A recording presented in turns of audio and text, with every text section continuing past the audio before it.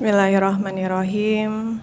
Yang kami hormati para senior, Bapak dan Ibu PRM dan PRA dan semuanya saja, adik-adik, Mbak, Mas, semuanya yang semoga senantiasa Allah sayangi, Allah naungi, Allah jaga.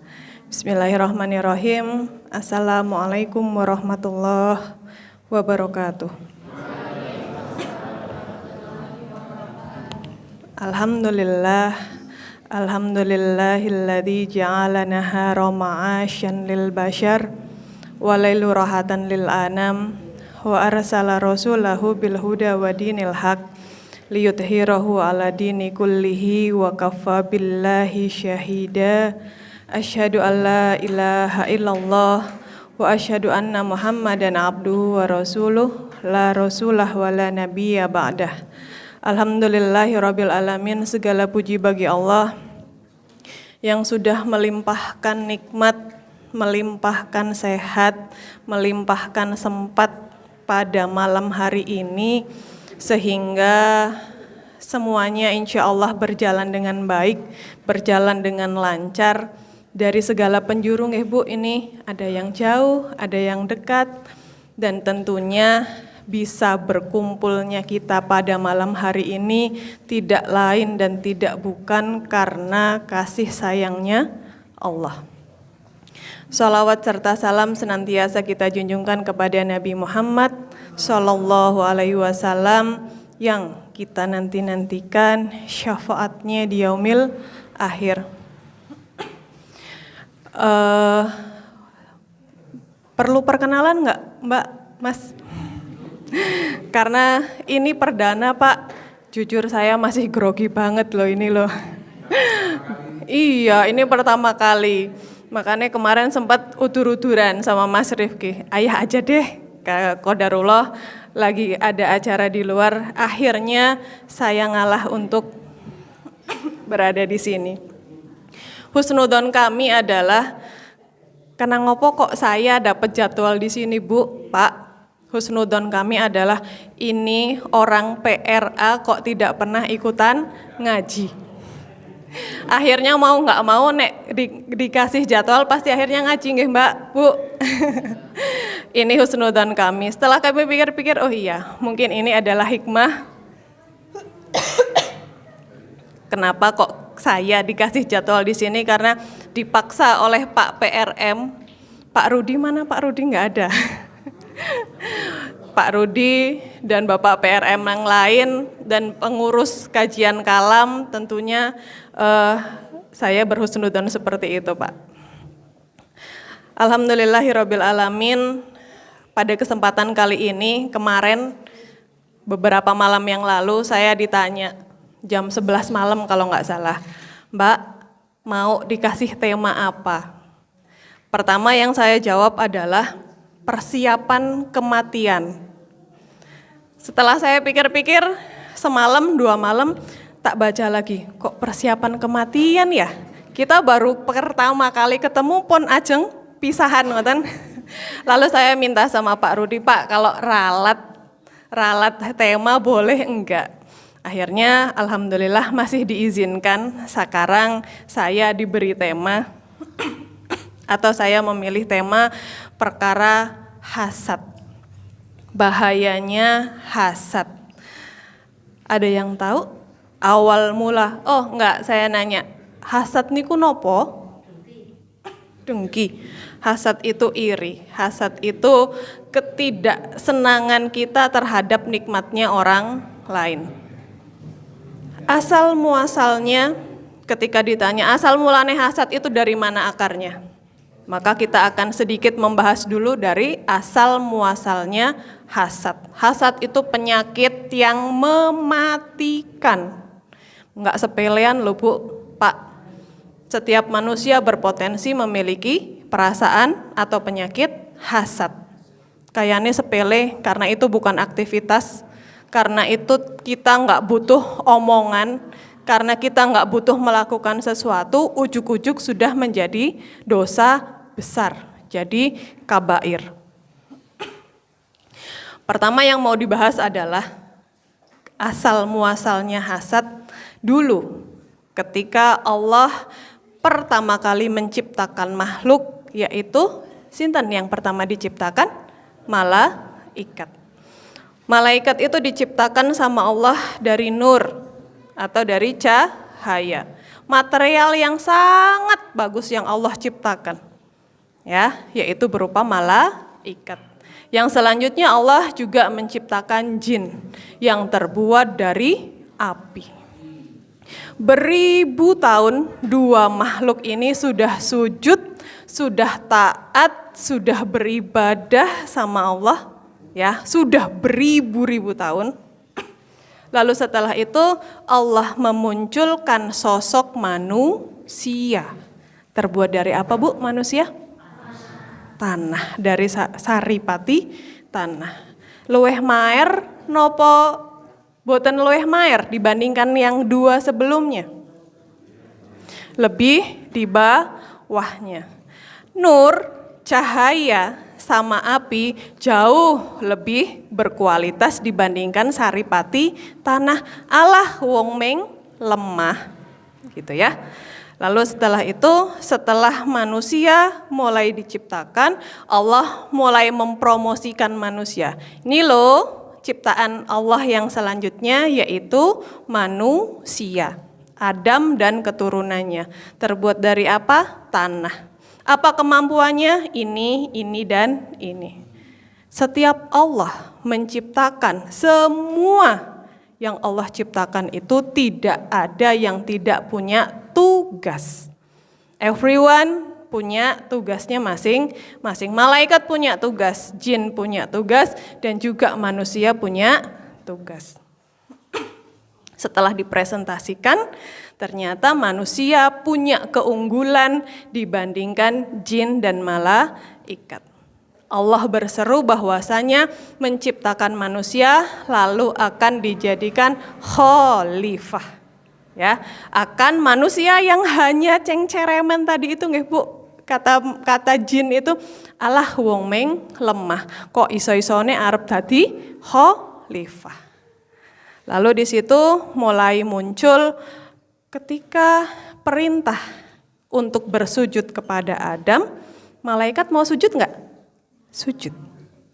Malaikat mau sujud. Tetapi setelah itu ketika diperintahkan kepada jin, jin mau sujud enggak sama manusia? Tidak. Maka setan itu adalah pentalane dari jin. Ya. Yang setan ini akhirnya menjadi iblis. Oke. Setelah perintah Allah untuk menyembah Adam, jin tidak mau. Apa kata jin atau apa kata iblis yang akhirnya dari beribu tahun sudah menjadi makhluk kesayangannya Allah, sudah sujud, sudah rukuk, sudah tunduk sama Allah beribu tahun, ujung-ujungnya dibuang sama Allah ke neraka jahanam dan tidak akan keluar dari neraka, kata Allah. Gara-garanya apa? Kesombongan.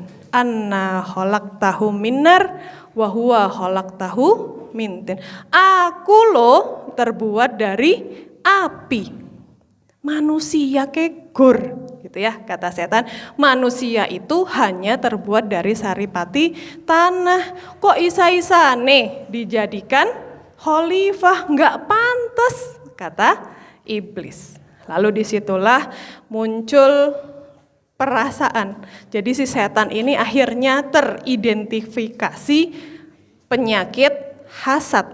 Penyakit dia nggak suka ketika Adam dijadikan khalifah. Nggak terima, wong aku duluan yang diciptakan kok ujuk-ujuk Adam yang diangkat jadi khalifah. Wong aku loh yang diciptakan dari dari api, material yang lebih unggul dibandingkan tanah, kok ujuk-ujuk yang dari tanah itu yang dijadikan khalifah. Jin gak terima, maka iblis tidak terima atas apa yang menjadi perintahnya Allah. Aku lebih pantas untuk disembah. Aku diciptakan dari sesuatu yang lebih baik. Itu kata iblis. Lalu dari situ Sudah. Proses pertemuannya Adam sudah mulai diciptakan ya. Ketika Adam diciptakan, lalu Adam karena melakukan kesalahan, Adam dikemanain Mbak? Bu, Pak? Dipindah ke bumi. Bersatu atau berpisah? Berpisah. Maka di sana itu ada kota yang namanya Jeddah gitu ya. Jeddah kalau di bahasa Arab Jadah, Jadatun, Jeddah. Kalau orang Arab Wonosobo suka memanggil nenek itu Jeddah, Jadatun. Artinya adalah Mbah Wedok, Mbah Putri. Kalau Jadun, Mbah Kakung. Jeddah atau kota yang namanya Jeddah itu adalah asal muasalnya Mbah Putri. Mbah Putri ini sinten?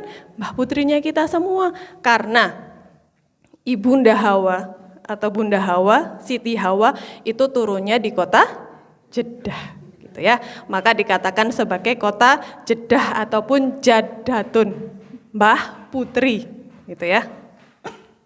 Oke. Semoga suatu hari nanti yang belum Allah panggil datang ke rumah Allah, berziarah, sholat di sana, sujud di depan Ka'bah, semoga Allah segerakan ya. Amin ya robbal alamin. Langsung selanjutnya, ketika Allah sudah menurunkan Adam dan Hawa, tempatnya berpisah ya. Setelah itu Allah pertemukan keduanya. Bayangin ya, niki umpamane, saya membayangkan ketika dulu pernah berada di sebuah kehidupan, lalu sama Allah dipisah di tempat yang jauh, pojok karo pojok. Lalu ketemu ya di Jabal Rahmah. Ketemu di situ lalu, loh Mas Adam, loh Mbak Hawa. Ya, karena kan dulu sudah pernah bertemu gitu ya. Terus dipisahkan, lalu ketemu lagi nggak ada makhluk sama sekali di situ, hanya berdua saja.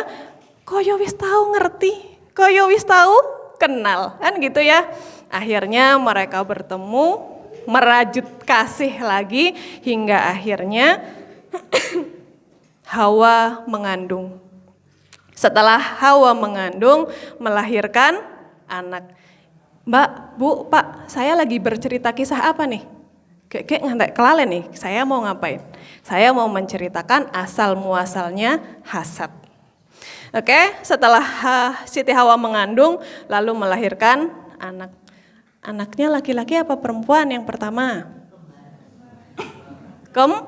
Kembar. Laki-laki dan perempuan. Oke. Yang satu perempuan ayu banget, koyo Mbak Eva. Iya.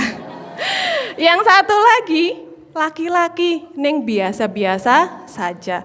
Yo ganteng lah ukurannya mas-mas panti. Oke ya, 2 sekali lahir 2. Alhamdulillah Allah beri lagi karunia, lahirlah kehamilan kedua. Laki-laki apa perempuan yang lahir? Kembar lagi, laki-laki dan perempuan. Tapi perempuannya anak pertama ayu banget. Anak yang kedua B aja. Yo ayu neng orang banget dibandingkan sama yang pertama. Yang laki-laki biasa aja, sama kayak mas-mas panti, biasa aja ya mas. Meles yo Mas Wati cari biasa aja. Oke. Karena tidak ada makhluk yang lain, maka Allah memerintahkan untuk menikah. Siapa yang menikah? Di antara 2 ini. Jadi kan tadi 4 ya? 4 ya, 2 pasang. Sama Allah minta untuk disilang. Anak pertama, kelahiran pertama nikah sama anak yang kedua. Anak yang sini nikah sama yang sini, oke? Tapi anak yang pertama, laki-laki yang pertama karena pun kadung naksir sama sepersaudaraannya yang perempuan karena sing ayu banget niko, tapi ternyata sama Allah disuruh nyeplit, disuruh nyilang nikahnya. Si anak yang pertama, laki-laki pertama timbul perasaan hasad. Loh, Kan kudune enyong sing bojo karo sing jadi yang sedarah, yang sekandungan. Tapi perintah Allah lain. Allah itu memerintahkannya itu nyilang. Tapi sama Allah akhirnya dibiarkan saja, wis ben wae ndhisik. Allah akhirnya dengan mendiamkan itu, Allah kasih challenge. Apa Mbak challenge? Tantangan, kata Allah memberikan tantangan. Tantangannya apa? Untuk memberikan hasil terbaiknya dari apa yang diusahakan oleh kedua laki-laki anak Adam ini. Laki-laki yang pertama, mas-mas yang tadi sudah mulai hasad itu, beliau berkutat di bidang pertanian. Anak laki-laki yang nomor 2, beliau berkutat di bidang peternakan. Di pertanian, Allah tadi perintahnya apa? Coba, kasih sesuatu yang terbaik dari apa yang kalian usahakan. Setelah deadline-nya, setelah sudah waktunya, anak yang pertama, pertanian apa peternakan? Anak pertama, ayo. Pinter, konsentrasi loh ya, nanti tak tanya. Pertanian. Yang di pertanian, anak pertama itu, ternyata dia setelah ditantang sama Allah, dia ngasihnya sesuatu yang biasa aja. Beliau memberi sesuatu yang sisaan. Dia berkomitmen gini, Allah kan gak makan makanan kita, kasih aja yang biasa-biasa aja. Lalu sedangkan anak yang kedua ini di pertanian apa peternakan? Peternakan. Dia memberikan hasil terbaiknya dari hasil peternakannya itu yang diberikan kepada Allah. Udah jelas ya yang menang siapa? Pertama atau kedua? Anak kedua yang membawai tentang peternakan. Lalu setelah itu sudah jelas, akhirnya semakin muncul perasaan hasad dari anak yang pertama. Loh, kok malah sing akhirnya bojo karo sing anak yang satunya, yang anak nomor 2, sing ayu sama anak yang nomor 2. Sing biasa saja, yang anak yang nomor 1, yang tadi di pertanian, itu dapat yang biasa-biasa saja. Ketika itu iblis, itu gak mau diem aja. Ketika kira-kira sudah bisa masuk celah perasaan hasad, kok dikasih celah dari perasaan anaknya Nabi Adam yang sedang kecewa, sedang merasa sombong. Kan nyong sing kudune sing barep bojo karo cah barep. Ini kok malah disilang. Timbul perasaan hasad. Setan ataupun iblis mewariskan perasaan penyakit wabah hasad kepada anak cucu Adam. Pertanyaan saya, Bapak, Ibu, Mas, Mbak, kalian bani siapa? Anak cucunya siapa? Adam. Artinya, everyone, setiap kita itu punya apa? Punya cikal bakal untuk memiliki penyakit hasad. Nggih? Anak cucunya Adam bukan, Pak? Nopo senes? Kita semua anak cucunya Adam. Yang artinya setiap anak cucu Adam punya potensi penyakit hasad. Ajeng sing ayu banget nggih punya potensi hasad.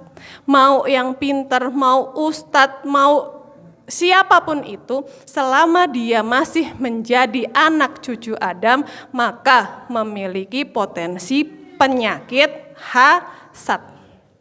Paham sampai di sini? Bungkus nggak Bu, Pak? Bungkus nggak? Setuju nggak ini? Nek mboten setuju tak wangsul kula. Maksa Ibu, ya Allah, astagfirullahaladzim. Oke, itu sudah asal muasalnya penyakit hasad. Kenang opo kok sampai detik ini saya, Pak Muadzin, ibu saya, semua yang ada di sini selama panjenengan masih menjadi anak cucunya Adam, maka masih punya potensi hasad. Oke, sudah Sepakat sampai di sini? Ada yang nggak punya hasad? Ora, nek nyong kayane ora tahu hasad. Nyong ora tahu dengki karo tanggane. Masya Allah, itu luar biasa. Oke, sekarang kita masuk ke definisi. Kata ulama, definisinya hasad itu al-idaratu fi izalatin ni'amil khairin. Keinginan untuk menghilangkan suatu nikmat yang melekat pada orang lain. Pengen geser atau bahkan menghilangkan. Nyong ora seneng nek wong kae ke dikei mobil anyar. Nyong ora seneng nek wong kae ke dikei pangkat sing dhuwur. Yakin getengno banget. Apalagi bahasanya ketika kita nggak suka melihat kenikmatan orang lain yang datang kepada dirinya. Lalu ada definisi lain, tamanni zawari ni'am anil ghair. Berangan kenikmatan yang didapat oleh orang lain itu berpindah ke orang lain atau berpindah kepada dirinya sendiri. Pernah nggak Bu? Cross check. Sampai di sini kira-kira nangkep nggak? Keinginan untuk menghilangkan satu nikmat yang dikasih orang lain. Nyong ora seneng nek wong kae dikei kae. Nyong ora seneng banget yakin weruh bukae ke gelange anyar. Nyong ora seneng ya Allah dan yang lain sebagainya. Pengen banget ganti kenikmatan yang dikasihin orang lain itu pindah mbok ojo dhek lah sing kae wae sing dikei nikmat. Nek ora dhek mbok pindah nang nyong. Itu adalah perasaan hasad. Kita nggak suka dengan kenikmatan yang Allah kasih untuk orang lain. Oke, sampai di sini sambil di cross check ya Bu. Ini nggak sekedar saya ngasih materi, nggak sekedar saya ngasih kajian. Ini pasti kajian materi yang sebelum-sebelumnya pasti sudah disampaikan. Tapi ini lebih ke refleksi. Nyong ho ora yo. Kadar hasad saya sudah seberapa persen ya? Saya baru saja hasad atau sudah sampai ghil ya. Nanti hasad itu berkelas loh. Ada hasad, ada ghil, dan selanjutnya. Oke, dari hasad, lalu ketika para ulama mengatakan, hasad itu merupakan dosa besar. Besar nggak sih Mbak? Yakin. Kenapa? Kenapa dikatakan sebagai dosa besar? Satu, kenapa sampai Allah itu marah banget sama perkara hasad? Satu, karena orang yang hasad itu dia menganggap bahwasanya Allah itu nggak becus, Allah itu nggak pantas, Allah itu salah kamar memberikan rizki kepada orang lain. Allah itu dirasa, ya Allah, padahal enyong sing wis mangkat gasi banget saben sekolah. Ini ceritanya saya lagi jadi guru ya, atau saya lagi jadi pegawai. Ya Allah, mangkat wis gasi banget. Bahasan diomongke jebol sik naik pangkat duduk enyong. Padahal saya sudah lebih lama bekerja di sini, tapi ternyata yang naik pangkat bukan saya. Ya Allah, kayaknya Allah tuh salah deh ngasih takdir. Berarti itu satu sudah menjadi dosa besar. Kenapa? Karena menganggap Allah tidak becus dalam memberikan nikmat kepada hambanya. Lah kita makhluk kok aja ngatur holik? Kan nggak mungkin. Itu sudah menjadi dosa besar. Lalu yang menjadi dosa besar lagi adalah kesannya manusia ini lagi ndikte Allah. Ya Allah, salah loh ya Allah. Kok maringi takdir nang sikai kaya ngono? Harusnya itu ke saya, bukan ke dia. Kita lagi ndikte Allah, itu semakin dosa lagi. Dan dosa antara manusia kepada manusia ketika saya hasad, saya nggak suka sama sesuatu yang didapatkan oleh fulan, kira-kira apa? Ya Allah, kae padahal dodolan keming kaya ngono tok yo. Kok iso tuku omah? Kok iso tuku emas sekilo? Ngepet empere. Nah, kan itu sudah jadi fitnah. Allahu Akbar. Apa enggak double-double itu dosanya? Ya, bermula dari ghibah, kae anyar kae nganune anyar nganu. Oke, setelah itu muncul opini yang lain sampai di taraf fitnah. Naudzubillah. Bermula dari apa, Bu? Pak, hasad.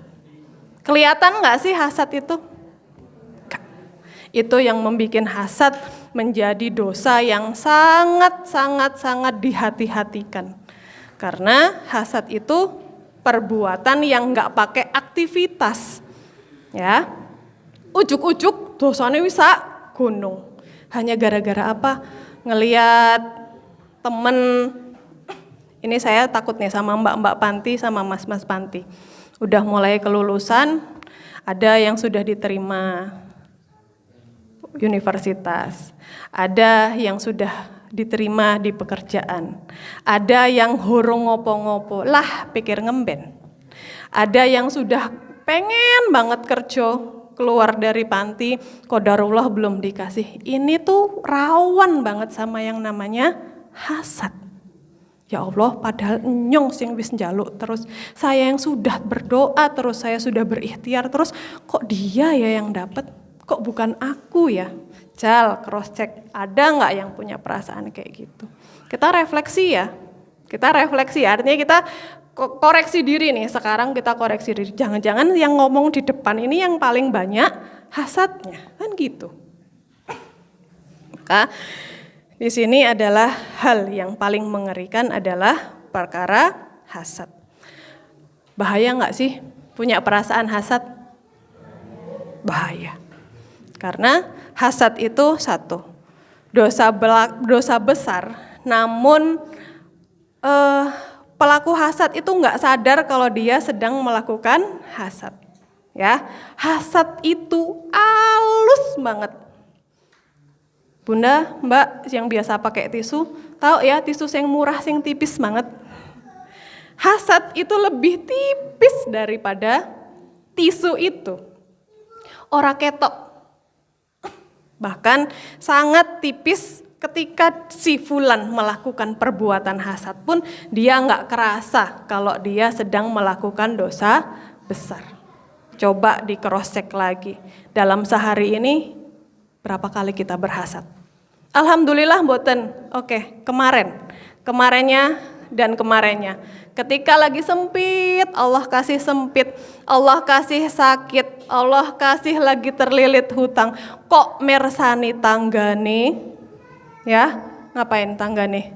Bangun omah, tumbas mobil anyar. Ini loh Pak, ini ngeri banget. Ini perkara hasad yang paling gede peluangnya. Lagi capek, nyekrol story. Ya Allah, plesiran, nyong kapan yo? Ya Allah, lagi susah koyo ngene kok mobile anyar meneng padahal wis duwe loro. Saiki anyar meneh. Nyong kapan yo? Nyong kapan yo? Itu artinya kan pengen memindahkan nikmatnya dia kepada saya. Itu sudah hasad apa belum? Hasad, Bu. Ini hati-hati. Jangan sampai terjebak dari tipu muslihat hasad. Karena hasad itu kalau orang yang enggak hati-hati itu bisa menggunakan bahasa-bahasa yang ketoke agamis. Hasad itu ibarat kados narkoba sing mlebu teng jajane anak-anak. Sekarang banyak ya jajan yang isine narkoba. Enak nopo enak jajane? Enak. Mematikan atau tidak? Yes. Itulah hasad. Maka kita harus hati-hati, alon-alon dipetani. Kalau sudah ketemu segera dikafarohi atau diistighfari. Setelah istighfar njuk pripun? Jangan diulangi. Oke. Apa yang menjadikan hasad itu berbahaya? Hasad sangat berbahaya karena tidak memberi efek pada tubuh atau pada jiwanya. Orang yang enggak titi banget sama Banyak ya orang yang sudah, apalagi yang sepuh-sepuh, saya yakin ketika sebelum tidur baca zikir lalu bermuhasabah. Mau nyong si maem opo wayo, kolesterol opo ura. Mau nyong gibah opo wayo, mau nyong mikir opo wayo, mau saya melakukan kesalahan apa saja bla bla bla. Orang sebelum tidur biasanya melakukan muhasabah, tapi juga tidak sedikit dari kita sing angler banget nembe nempel bantal pun langsung wus tanpa muhasabah. Tanpa sampai dia nggak sadar bahwasanya di dalam kesehariannya dia full dengan dosa-dosa yang tidak terasa dia lakukan. Ini kan ngeri. Lo kok ujuk-ujuk pun entok gunungan dosa. Ketika seseorang melakukan dosa zina, maaf ya, ketika kemaluannya melakukan perbuatan zina, maka itu langsung kerasa, oh iya, salah ini. Oh iya, dosa ini. Ketika seseorang berbohong, kerasa bu, lisannya yang berbohong. Ketika saya mencuri, kerasa tangannya sing ngambil. Ketika saya korupsi, tapi saya mau korupsi apa ya bu? Di PRA ada yang bisa dikorupsi bu? Ketika saya korupsi, saya kerasa, oh iya, ini bukan uang saya. Tetapi beda ceritanya dengan hasad. Hasad itu nggak ada aktivitasnya. Ujuk-ujuk pun tadi dosa. Kalau yang tadi saya sebutin, dosa yang tadi saya sebutin, itu ada aktivitasnya mbak. Ya, kroso ya kalau baru melakukan dosa atau kesalahan yang tadi disebutkan. Tetapi hasad itu menjadi dosa besar dan bahkan menggunung karena tidak memberikan efek pada tubuh. Rasanya wong orang lakoni opo-opo lho. Alus banget. Iblis itu masuk ke jiwanya manusia. Ini riyadhah. Ini exercise. Exercise apa? Exercise hati. Gimana caranya tetap kita husnudzon sama Allah bahwasanya rizki yang sudah diberikan itu nggak mungkin salah kamar, nggak mungkin salah. Maka semuanya itu sudah tertakar sama Allah. Hasad itu nggak perlu dilafatkan. Kalau zina, berbohong, korupsi, napa meleh Pak? Bu, dosa apa lagi? Itu semuanya pakai lafat.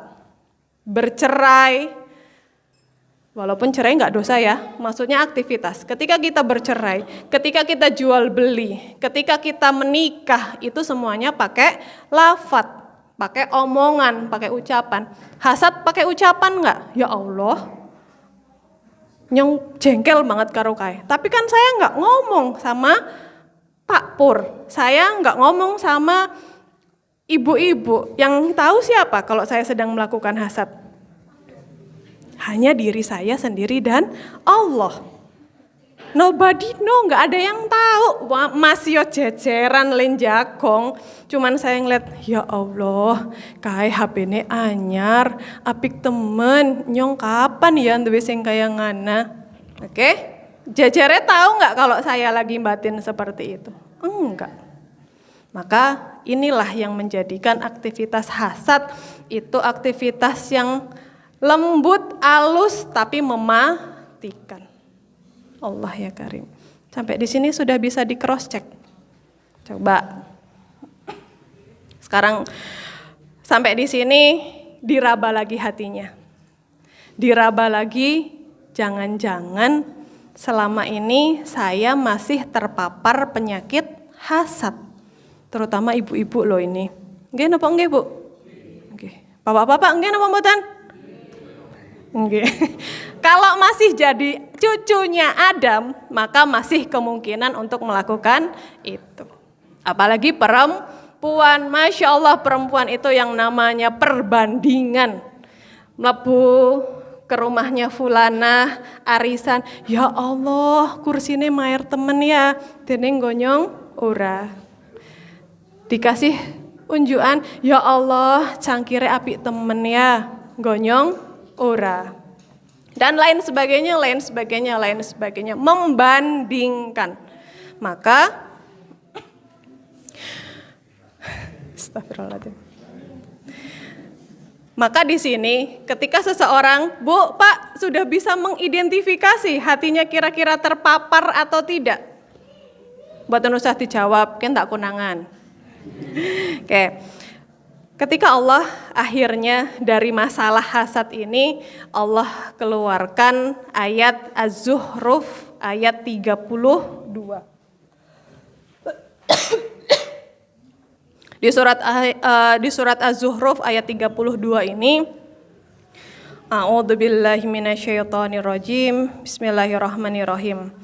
Ahum yaqsimuna ad-darajati rabbik nahnu qasamna bainahum ma'isyatahum fil hayatid dunya wa rafa'na ba'duhum fawqa ba'din darajat liyatahidda ba'duhum ba'dun suhriya wa rahmatu rabbika khairum mimma yajma'un. Yang artinya adalah, apakah mereka yang membagi-bagikan rahmatmu? Kamilah yang menentukan penghidupan mereka dalam kehidupan dunia, dan kami telah meninggikan sebagian mereka atas sebagian yang lain beberapa derajat, agar sebagian mereka dapat memanfaatkan sebagian yang lain. Rahmat Tuhanmu lebih baik dari apa yang mereka kumpulkan. Pak, Bu, dari tadi asal muasal hasad, identifikasi hasad, sampai bahayanya hasad, bisa dipahami? Bisa. Insya Allah semoga paham ya Bu. Oke. Setelah kita tahu bahayanya, maka Allah turunkan surat Az-Zuhruf ayat 32. Di situ Allah bertanya sama Nabi Muhammad, apakah kamu yang nurunin nikmat-nikmatnya Allah? Kata Nabi Muhammad, bukan saya. Melainkan yang menurunkan adalah Allah Azza wa Jalla. Di situ dikatakan, kamilah yang menentukan hidup mereka. Jadi Allah itu yang sudah menentukan hidupnya panjenengan, hidupnya saya. Nikmatnya panjenengan, nikmatnya saya. Parasnya panjenengan dan paras saya. Saldonya panjenengan dan saldo saya. Itu sudah ditentukan. Kata Allah, ada yang ditinggikan beberapa derajat dari kamu, dan ada juga yang berada di bawahnya. Biar apa? Biar sama-sama saling bisa memanfaatkan. Gak usah hasad, gak usah iri. Karena di surat Az-Zuhruf sudah dikatakan bahwasanya semuanya sudah diatur sama Allah. Gak ada yang salah kamar, gak ada yang salah uang, njuk salah mlebu dompete wong liya niku nggih mboten onten. Tenang aja. Jadi di situ sudah semuanya sudah tertata dan sudah tertakar. Ada yang dhuwur, ada yang di bawahnya. Ada lagi yang di bawah banget. Pak, Bu, bisa bayangin ketika Allah ngasih semuanya sama, roto, ya. Semuanya pengen nyumbang panti asuhan. Mbak-mbak ini semuanya pengen nyumbang panti asuhan. Njuk sing ajeng tinggal teng mriki sinten? Ya. Oke. Ketika semua orang dipukul rata sama Allah, rizkinya sama semuanya dhuwur kabeh. Nyong pengen nyumbang masjid, gawe masjid. Maka semua orang pengen nyumbang masjid. Njuk sing ajeng bangun masjite, noto botone, ngaduk semene sinten ketika semua orang derajatnya, hartanya, tahtanya sudah sama-sama tinggi. Allah itu adil, Bu. Gak ada yang salah. Gak ada yang salah sama saldo kita, gak ada yang salah sama paras kita, gak ada yang salah sama nasib kita. Yang salah adalah membiarkan hasad masuk ke dalam hati kita. Yuk, di cross check lagi sampai seberapa tingkat hasadnya kita. Semoga nggak parah. Seandainya dulu-dulu masih ada, maka di kesempatan kali ini Allah masih kasih umur, berarti Allah masih pengen kita untuk islah. Hasad itu tidak hanya menggerogoti pahala. Tahu ya hadisnya? Apa namanya hadisnya? Sesungguhnya jauhilah hasad, karena sesungguhnya hasad takulul hasanati kama takulu narul khotob. Sesungguhnya hasad itu jadi gini Bu, ulama mengatakan ada jenis 2 dosa. Dosa yang pertama adalah dosa yang keburukannya itu hanya untuk yang melakukan. Oke, dosa yang efek sampingnya hanya untuk yang melakukan. Yang kedua, dosa yang menjadikan pahala kebaikannya hilang. Dan ini adalah antara lain dosa orang yang berhasad. Bunda bisa bayangin puasa Ramadan yang kemarin 30 hari. Korban kemarin nyembelih pinten Pak, Bu? Kathah. Ya. Jengkang-jengking salat, qiyamul lail, puasa dan yang lain sebagainya. Rela Bu, hilang gitu aja. Hanya perkara hasad. Hasad itu ngabisin semuanya. Hasad itu menjadikan koyo kayu bakar yang seperti api yang memakan kayu bakar. Tinggal apanya Mbak? Mas? Abu. Mending nek areng tesih nggo iso nggo nyate. Ya enggak? Tapi kalau abu mau buat apa? Nah, kebaikan kita yang lampau-lampau itu kalau masih dicampur adukan dengan hasad, maka semuanya yang ya Allah alhamdulillah tahun wingi nyong kurban, tahun saiki nyong kurban meneh. Alhamdulillah banget. Poso wingi 30 dina rampung. Poso wingi ya, alhamdulillah tahun iki sedekah tambah akeh. Optimis enggak kalau kita bakal dapat segunung pahala? Tapi jangan salah, ketika masih ada hasad masuk ke dalam jiwanya kita, hatinya kita, maka amalan-amalan itu hanya akan sebesar sayap nyamuk. Pinten kilo Mbak sayap nyamuk Mbak? Ya, na'udzubillah. Maka di sini ketika hasad itu tidak hanya menggerogoti pahala, namun juga menggerogoti ketenangan. Ya Allah, kae tanggane enyong bangun mening, gonyong we agi wingi rampung kae wis bangun meneh. Tak-tek rame banget. Gak seneng saya itu ngelihat tetangga saya bangun pagar yang tinggi banget. Maka sampai malam ketika orang hasad, jenenge wong pun mboten seneng, sampai di malam hari pun dia akan rasanya terbawa tak-tek tukang sing bangun depan rumahnya. Ada perasaan nggak seneng, ada perasaan nggak tenang, lalu juga menjadi tidak nikmat lagi hidupnya. Kenikmatannya tuh pun hilang. Fokusnya sama apa? Fokus sama kenikmatan orang lain yang tidak datang kepada kita. Na'udzubillah. Maka di sini yuk sama-sama kita kita selesaikan. Jangan sampai kita identifikasikan, jangan sampai di kehidupan kita itu banyak banget celah-celah untuk melakukan hasad. Karena hasad itu efek sampingnya antara lain tadi yang sudah disampaikan bermula dari ghibah.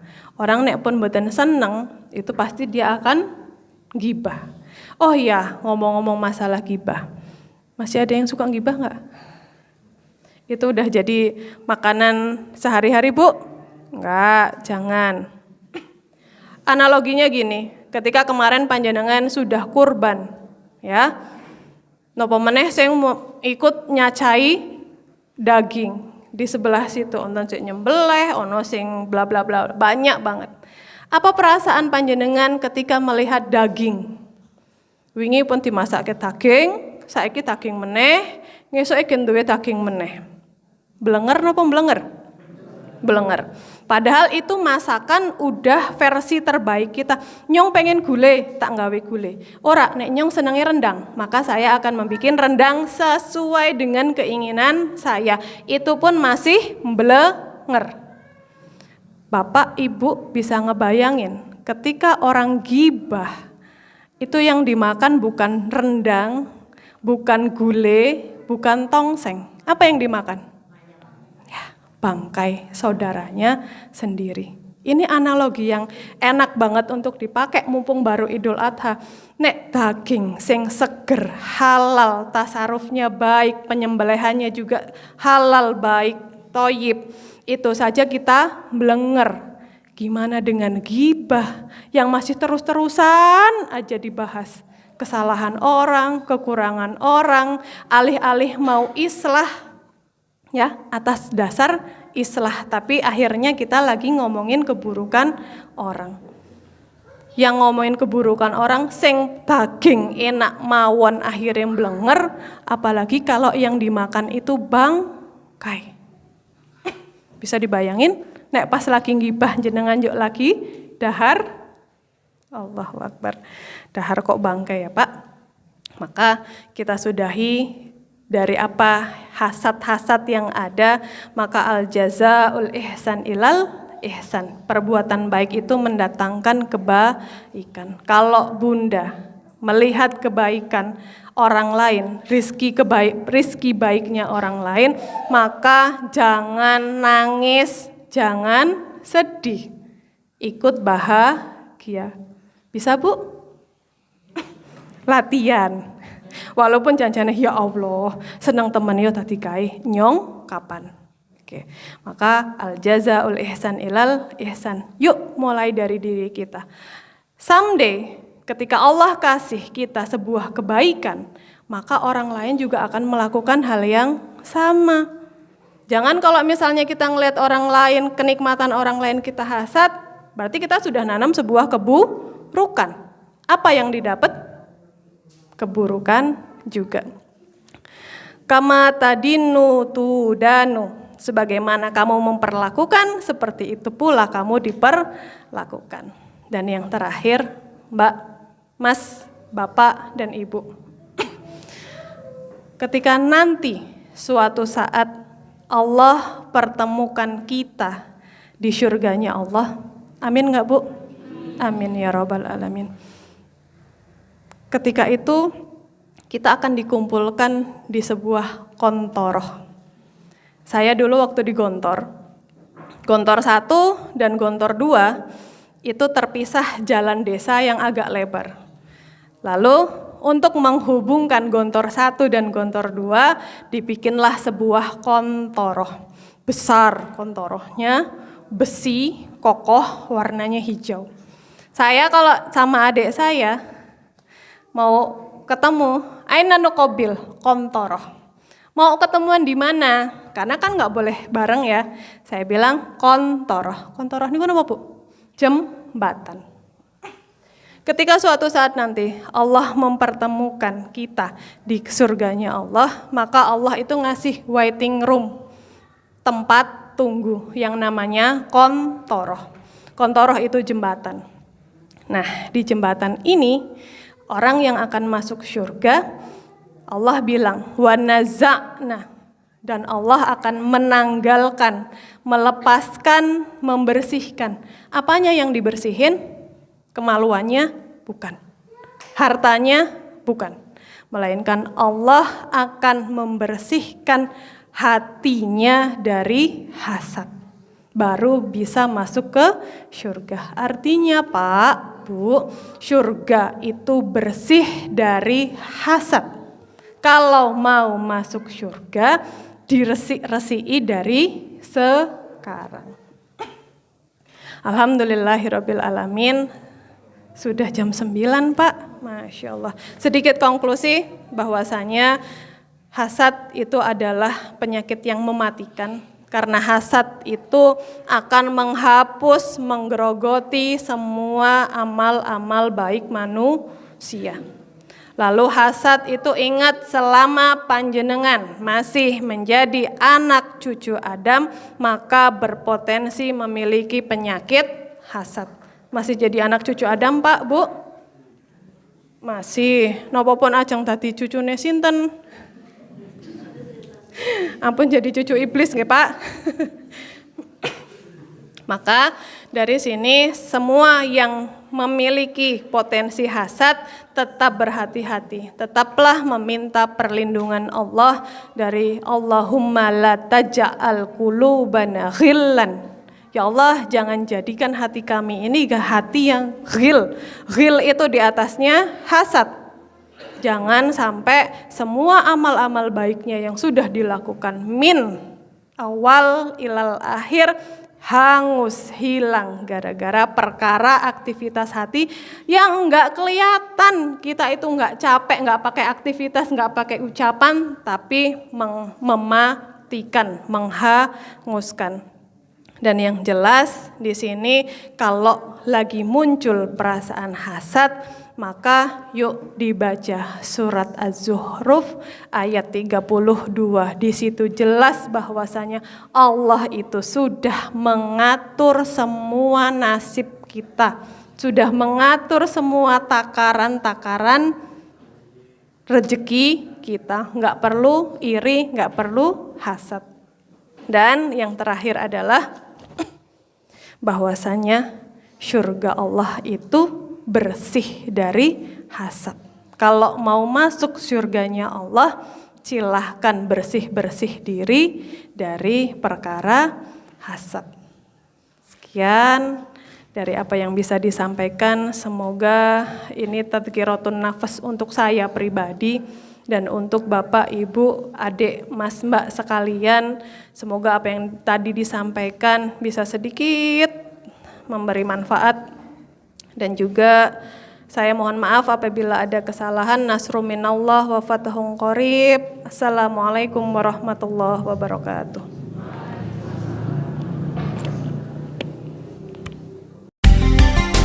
98 FM Purnama Sidi Wonosobo, mencerahkan, inspiratif.